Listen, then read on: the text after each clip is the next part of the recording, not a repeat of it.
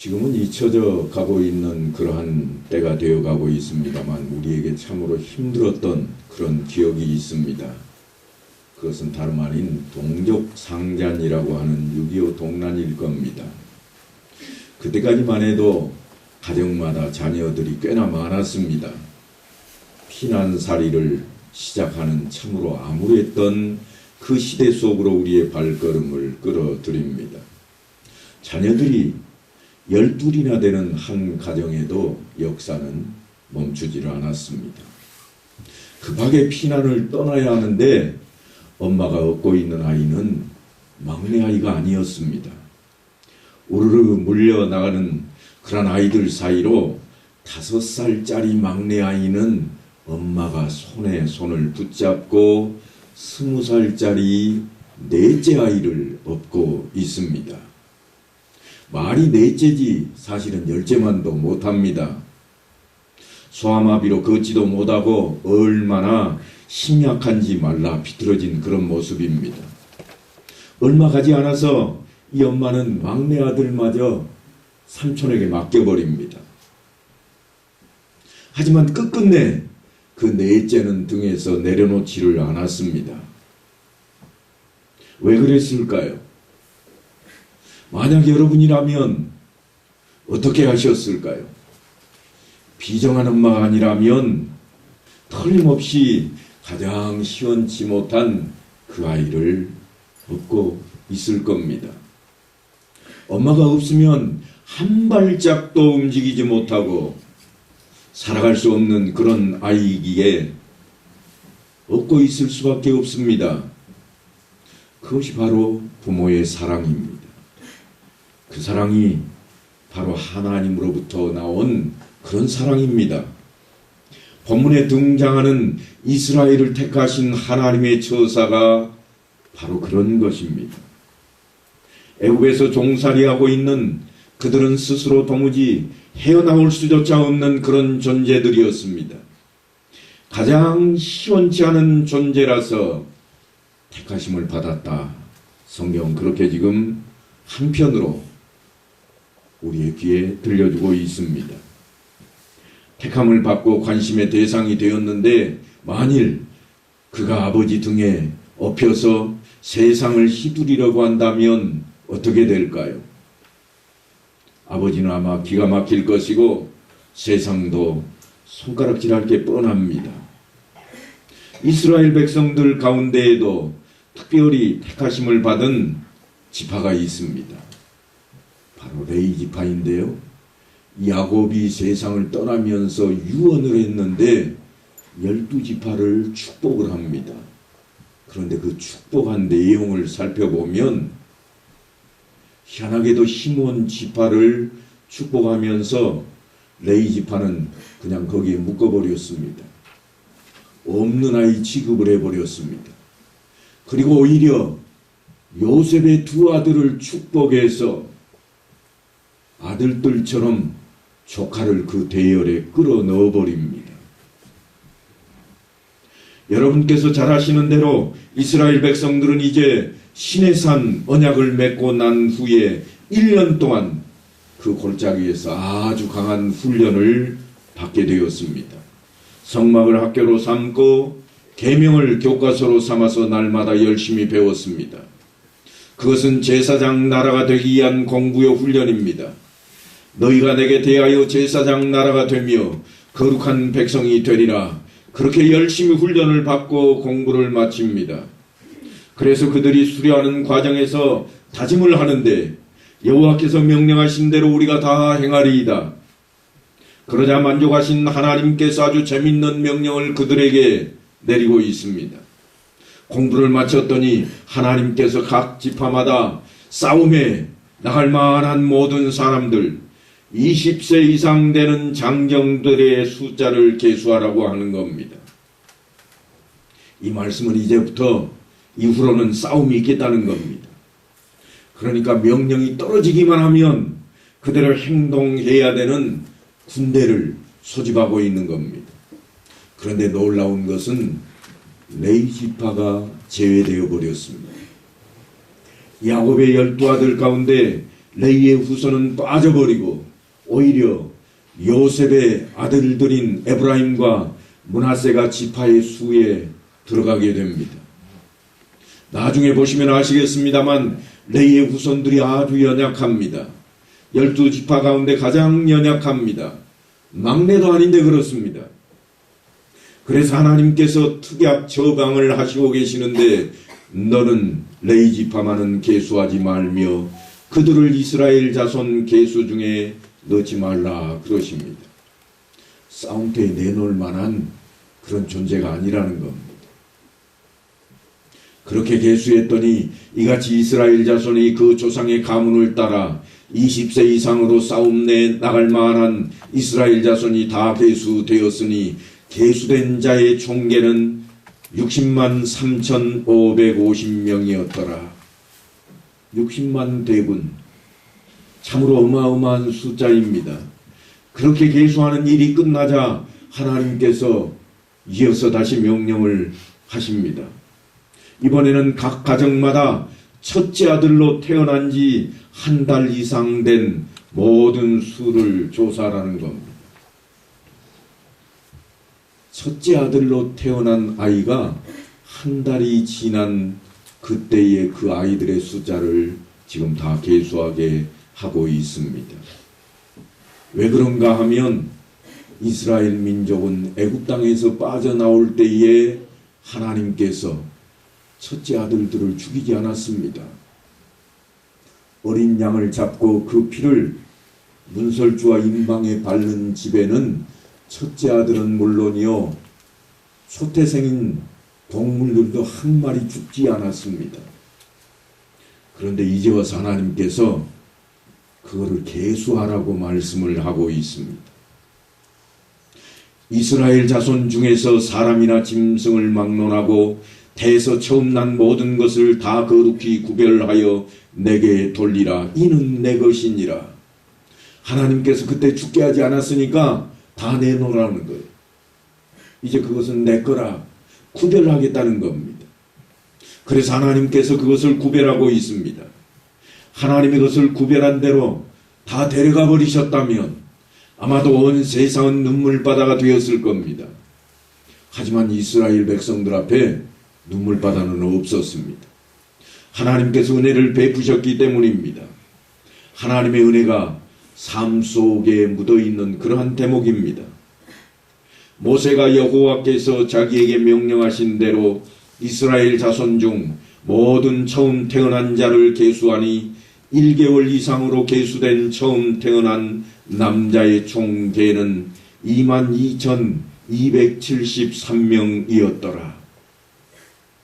그 머릿수를 살펴보니 공교롭게도 레위 지파의 숫자와 비슷합니다. 모세와 아론이 여호와의 명령을 따라 레위인을 각 종족대로 계수한즉 1개월 이상 된 남자는 모두 22,000명이었더라. 그러니까 레위 지파의 남자의 숫자가 희한하게도 각 지파의 장자로 태어난 장자의 숫자와 비슷하다고 하는 것입니다.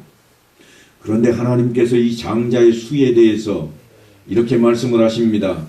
이스라엘 자손 중 모든 처음 태어난 자 대신에 레위인을 취하고 또 그들의 가축 대신에 레위인의 가축을 취하라. 레위인은 내 것이라 나는 여호와니라. 더욱 놀라운 것은 이스라엘 장자의 숫자는 22,273명인데 반해서 레위인은 22,000명 뿐입니다. 273명의 차이가 있는데 하나님께서 273명에 대한 것은 돈으로 계산하라고 그럽니다. 그러니까 하나님께서 레위인들을 따로 계수하지 말게 했던 이유가 뭔가 하면 레위인은 내 것이라 내가 취하겠다. 너희의 장자들을 대신해서 그 생명값으로 내가 이들을 취할 것이라. 내가 이들을 취했으니 이것은 따로 구별되고 이후로 이들은 너희가 먹여 살려야 되겠다. 그런 차원의 말씀을 전하십니다. 그래서 하나님께서 그 273명이 많은 장자들의 숫자를 대신해서 1인당 5세겔씩 1365세겔을 거두어 들여서 그를 아론에게 바치라고 그럽니다. 이스라엘 자손의 처음 태어난 자가 레인보다 273명이 더 많은 즉 속전을 위하여 한 사람의 5세겔씩 받되 성소의 세겔로 받으라. 각 가정마다 첫째 아들을 레인으로 대신하게 하고, 그러니까 레인은 모두가 다 누군가 하면 우리 집안의 큰아들이 되어버린 거예요.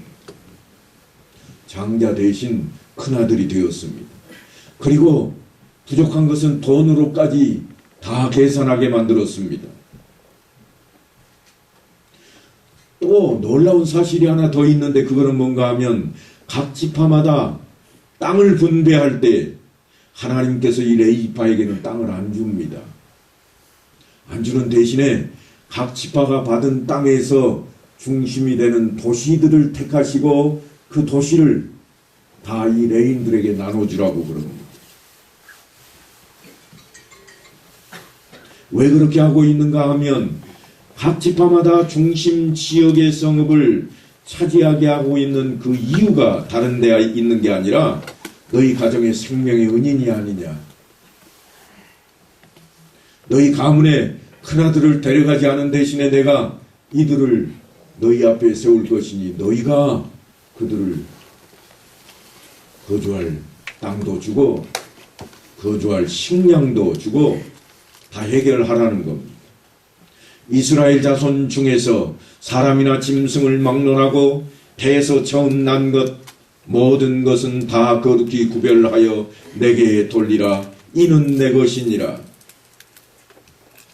왜 그런가 하면 조금 전에도 말씀드렸듯이 출애굽할 때의 마지막 재앙, 사람이나 짐승을 막론하고 처음 태어난 것들은 다 죽게 했던 그때에 이스라엘이 그걸 면하게 해준 그 대가를 지금 치르게 하고 있는 겁니다.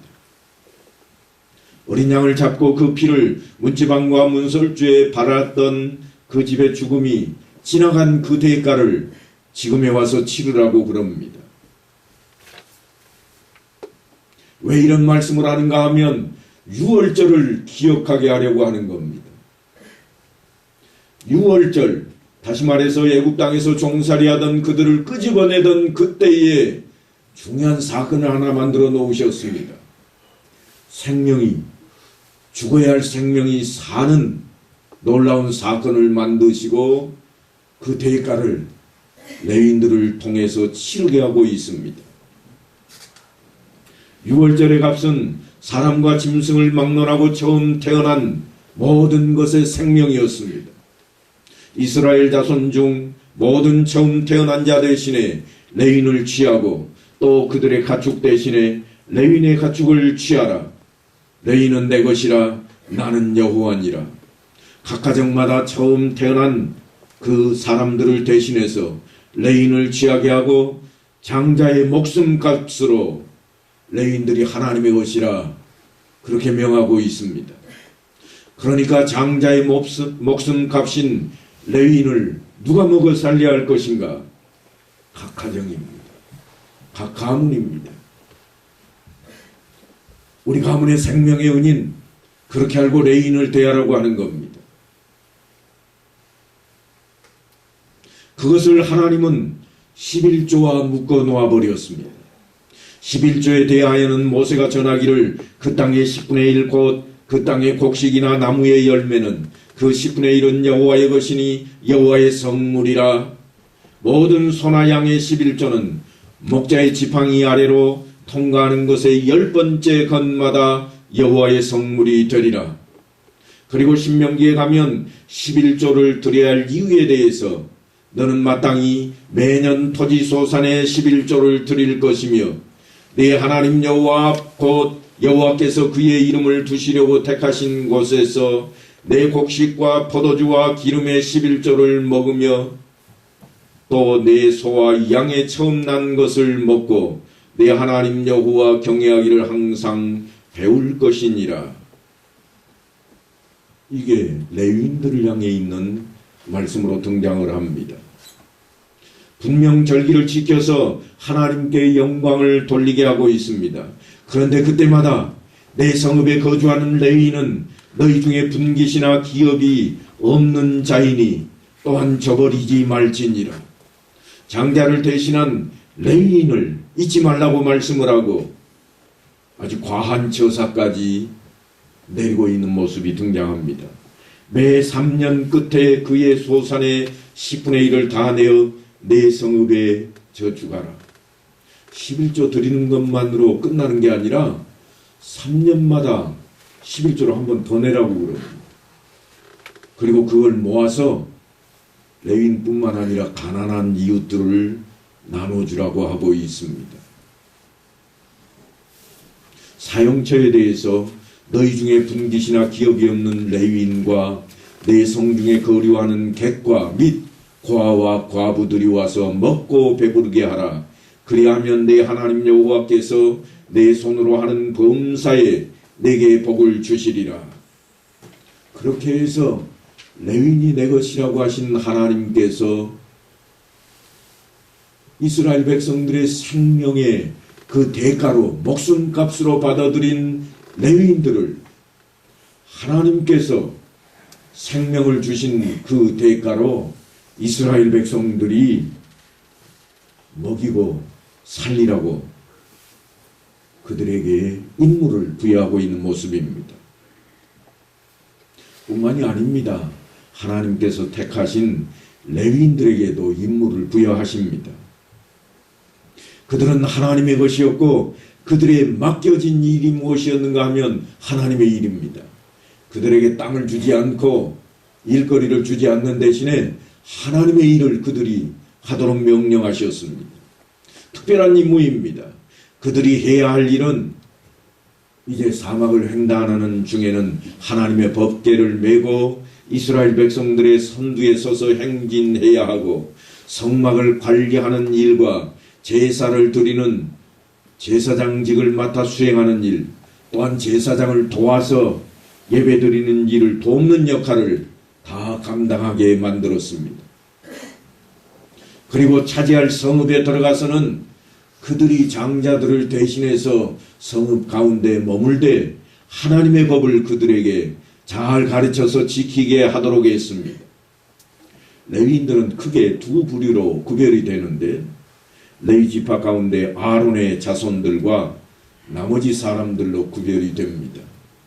아론의 자손들은 성막을 중심으로 그곳에서 일을 할 겁니다. 어떤 일을 하는가 하면 제사 드리는 일을 합니다. 제사장의 반열에 들어섰습니다. 그러나 나머지 레위인들은 그 일을 할 수가 없습니다. 제사 드리는 일을 돕고 또한 기구들을 관리하고 성막을 보호하는 일을 했지만 그들은 제사장이 될 수는 없었습니다. 아론의 아들들의 이름은 이러하니 장자는 나답이요 다음은 아비후와 엘르앗살과 이다말이니 이는 아론의 아들들의 이름이며 그들은 기름 부음을 받고 거룩하게 구별되어 제사장 직분을 위임받은 제사장들이라. 제사장 직분은 특별했습니다. 아론과 그의 아들들을 세워서 제사장 직무를 행하게 하라. 외인이 가까이 하면 죽임을 당할 것이니라. 그러니까 아무나 제사 드릴 수 있는 게 아닙니다. 다른 사람이 그 일을 하려고 했다가는 죽습니다. 그렇다고 그들에게 특권만 있는 게 아니었습니다. 잘못하면 그들조차도 즉결 처분을 받았습니다. 나답과 아비후는 신의 광야에서 여호와 앞에 다른 불을 들이다가 여호와 앞에서 죽어 자식이 없었으며 엘르앗살과 이다말이 그의 아버지 아론 앞에서 제사장의 직분을 행하였더라. 제사 드리는 일이라고 소홀한 일이 아닙니다. 불 하나 잘못 썼다고 즉사해버리고 말았습니다. 반드시 제사를 드릴 때에는 준비된 불을 사용해야 됩니다. 뿐만이 아닙니다. 제사 드리는 그 성막 안의 불은 결코 꺼져서는 안 됩니다. 하나님 앞에 드리는 예물은 결코 끊임이 없어야 됩니다. 일이 한순간이라도 잘못되면 그들은 죽임을 당하고 말았습니다. 뿐만이 아니라 특별히 백성들의 모든 죄를 대신해서 하나님 앞에 나아가는 대제사장은 지성소 안에 들어갈 때 생명을 걸고 들어가야만 했습니다. 아무도 들어갈 수조차 없습니다. 그래서 자신들이 예배드리는 옷자락 끄트머리에 방울을 달고 들어갔고 발에 줄을 묶고 들어갔습니다. 그 안에 아무도 들어갈 수 없기 때문에 혹시라도 방울 소리가 나지 않으면 다른 그의 아들들이나 제사장들이 끌어내서 장사를 치를 정도였습니다. 이처럼 제사를 드리는 일은 두렵고 떨림으로 감당해야 할 그런 자리였습니다. 제사장 이외의 레위인들에 대한 이야기는 재밌는 대목들이 많이 있습니다. 레위 지파는 나아가 제사장 아론 앞에 서서 그에게 시종하게 하라. 다른 레위 지파는 제사장들의 시종처럼 그렇게 여김을 받습니다. 그들이 성읍도 공짜로 받고 먹을 것도 다 공짜로 받는 것처럼, 그래서 좋은 자리에 있는 것처럼 여겨지지만 제사 드리는 제사장 앞에는 시종처럼 행하고 있습니다. 레위인을 아론과 그의 아들들에게 맡기라. 그들은 이스라엘 자손 중에서 아론에게 온전히 맡겨진 자들이니라. 그들을 지휘할 사람은 제사장이라고 하는 것입니다. 그들이 비록 다른 지파의 성읍 안에 들어가 있고, 그들이 비록 그 성읍에서 나는 모든 것으로 먹고 그들이 살아가는 모든 것을 취하고 있을지라도 그들을 지휘하는 것은 성전에 있는 제사장들이었습니다. 그리고 그들이 행하여야 할 일도 정해집니다. 그들이 회막 앞에서 아론의 직무와 온 회중의 직무를 위하여 회막에서 심우하되 곧 회막의 모든 기구를 맡아 지키며 이스라엘 자손의 직무를 위하여 성막에서 심우하리라 하는 것이요, 제사장을 돕는 일들이 그들에게 고스란히 맡겨졌습니다. 그들은 각 가정의 장자를 대신해서 징발된 그러한 자들이기 때문에 그 일을 해야만 했습니다. 이스라엘 자손 중 모든 처음 태어난 자 대신에 레위인을 취하라. 그러니까 구별된 자 이외에 제사에 나아갈 수 없으므로 하나님께서는 이스라엘 백성들의 모든 장자는 그들의 삶의 터전으로 보내주는 대신 레위인들을 그들을 대신해서 그 일을 행하게 하고 있는 것입니다. 레위인들이 법궤를 메고 성막을 지키고 옮기고 설치하는 일을 해야만 했습니다. 마땅히 그것이 할 일입니다. 왜냐하면 하나님의 것으로 인침을 받았기 때문입니다. 처음 태어난 자는 다 내 것임은 내가 애굽 땅에서 그 처음 태어난 자를 다 죽이던 날에 이스라엘의 처음 태어난 자는 사람이나 짐승을 다 거룩하게 구별하였음이니 그들은 내 것이 될 것임이라. 나는 여호와니라. 오늘날에는 제사장이라는 그런 직분이 없습니다. 레위인이라고 하는 지파도 사라졌습니다. 그러나 그런 역할은 다소간 남아 있습니다. 그래서 베드로 사도가 우리를 향해 예수 믿는 자인 우리가 어떤 자리에 있는지 이렇게 설명을 합니다. 너희는 택하신 족속이요 왕같은 제사장들이요 거룩한 나라요 그의 소유가 된 백성이니 이는 너희를 어두운 데서 불러내어 그의 기이한 빛에 들어가게 하신 이의 아름다운 덕을 선포하게 하려 하심이라. 목회자나 직분을 맡은 자뿐만 아니라 우리 모두가 다 제사장 나라에 그 자리에 서 있다고, 그리고 또한 레위인의 자리에 서 있다고 그런 말씀을 전하고 있습니다. 우리에게 어떤 역할까지 주어졌는가 하면 교회 안에서 행하는 일들을 볼 때에 그러합니다. 사랑하는 성도 여러분, 분명 하나님께서는 세상에서 가장 시원치 않은 우리를 택하셨습니다. 그리고 우리를 버리지 않으셨고 보호하시고 인도하십니다. 그리고 내놓을 만한 자녀로 세우고 싶어 하신다고 하는 겁니다. 사도 바울은 교회 안에 목사를 세우는 일에 대해서 어떤 사람은 목사와 교사로 삼으셨으니 이는 성도를 온전하게 하며 봉사의 일을 하게 하며 그리스도의 몸을 세우려 하심이라.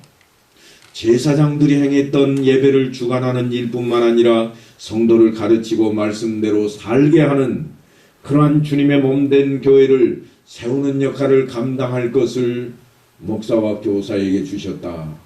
그렇게 말씀을 하고 또한 그를 돕고 함께할 레위인과 같은 그러한 모습을 믿는 자 모두에게 허락하셨다고 말씀을 전하고 있습니다. 비록 연약하고 부족하지만 언제나 하나님께서는 우리의 편입니다. 그리고 우리에게 일어서고 걷고 뛰기를 바라십니다. 제가 서두에 소아마비된 넷째 아들을 얻고 있던 엄마의 모습을 전했습니다. 하나님께서는 강한 자, 많은 자를 택하셔서 우리를 이 자리에 있게 하신 게 아닙니다. 부족하고 연약해서 정말 쓰러질 것 같고 내버려두면 홀로 있을 수 없는 것 같아서 하나님께서 우리를 택하셨고 하나님께서 우리에게 일을 맡기시며 세상 앞에 그 어떤 자보다 더 강한 모습으로 또한 어디에 내놓아도 빠지 않을 모습으로 우리를 만드시고 지키시고 함께 하신다고 하는 것입니다. 그래서 사도 바울은 성령이 내 안에 계신 것을 알지 못하느냐, 하나님이 늘 함께 하신 것을 강조합니다. 그래서 우리가 몸된 교회에 직분을 받는다고 하는 것은 너무나도 귀하고 소중한 것입니다. 직분은 하나님의 거룩과 영광을 드러내는 역할을 합니다. 중요한 것은 그렇게 하나님의 일을 하는 사람들이 자신의 역할을 잘 감당해낼 때에 비로소 이루어진다고 하는 것입니다. 맡아만 놓고 팽개쳐 버린다면 그것을 어찌 하나님의 일꾼이라 말할 수 있겠습니까? 부족하다고 연약하다고 빠지겠다고 내민다면 그것이 어찌 종이라 말할 수가 있겠습니까? 종은 주인이 원하는 자리에, 주인을 위하는 자리에 늘 있어야 할 것이 종이요. 또한 종이 해야 할 일은 주인을 대신해서 어떤 일도 다 행하는 일입니다. 부족하고 연약하다고 사양할 자리가 종의 자리가 아닙니다. 종으로 택함을 받았다면 직분을 받아서 그 일을 해야 하는 사람들은 더욱더 막중한 책임감으로 그리고 그 일을 돕는 사람들 또한 성실한 모습으로 함께 도와야만 할 것입니다. 분명히 모세는 하나님의 뜻을 좇아 그를 사랑하고 그의 계명을 지키는 자에게는 천대까지 그의 언약을 이행하시며 인애를 베푸실 것이라고 언약의 말씀을 전하고 있습니다. 하나님께서는 천대까지 아니 그 이상으로 하나님의 그 언약을 오늘날 우리 앞에까지 이르게 하셨습니다. 그저 아브라함 때 3, 4대에 걸쳐서 요셉에게 가서 끝나버린 게 아닙니다. 하나님께서는 하나님의 약속을 믿고 따르는 자들에게는 천대가 넘도록 오늘날 우리까지 그 자리에 서게 하셨다고 하는 것입니다. 그리고 우리를 향해서 그런즉 너는 오늘 내가 네게 명하는 명령과 규례와 법도를 지켜 행할지니라 하나님의 명령을 하다랍니다. 종은 주인이 명령하는 대로 따르는 겁니다. 이유 불문하고 따르는 겁니다. 그것이 하나님의 사랑입니다. 전에도 말씀드렸지만 사랑은 결코 따져서는 성공할 수 없습니다. 비교해서 성공하는 것이 사랑이 아닙니다. 사랑은 언제나 무조건입니다. 하나님의 명령을 무조건 따를 때에 우리는 하나님을 사랑한다고 고백할 수 있을 것입니다. 이스라엘 백성들도 시내산 언약 앞에 망설임 없이 하나님 앞에 엎드렸습니다. 여호와께서 명령하신 대로 우리가 다 행하리이다. 그래서 이스라엘 백성들이 외치는 소리가 아멘 하는 소리가 천지를 진동케 했습니다. 인내하시고 자비하신 하나님의 자녀다운 삶을 살아갈 것을 요청했던 그 말씀이 천대에 이르는 우리에게 이르기까지 여전합니다. 사랑하는 성도 여러분, 이제 우리 앞에 펼쳐진 하나님의 말씀을 하나님 앞에 종된 모습으로 하나님의 사랑을 갈망하는 자리로 나아가서 뜻대로 살아가는, 말씀대로 살아가는 성도들의 삶을 다 이루게 되기를 간절히 축원합니다.